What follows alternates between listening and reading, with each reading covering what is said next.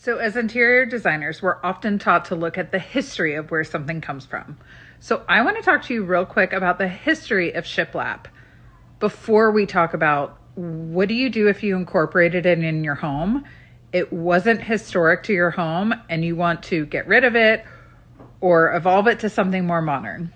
I never thought I'd be green screening in front of a boat, but here we are.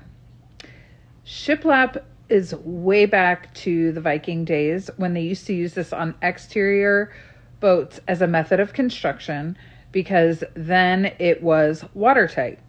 Then it evolved to barns and other outdoor spaces that also needed to be watertight.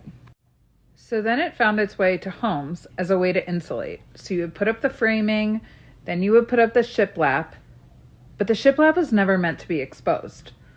So you would put up the shiplap and then put a wall covering or another decorative material over it so you would never see the planks like you do behind me. So Joanna Gaines was probably one of the first people to make shiplap as a decorative element popular.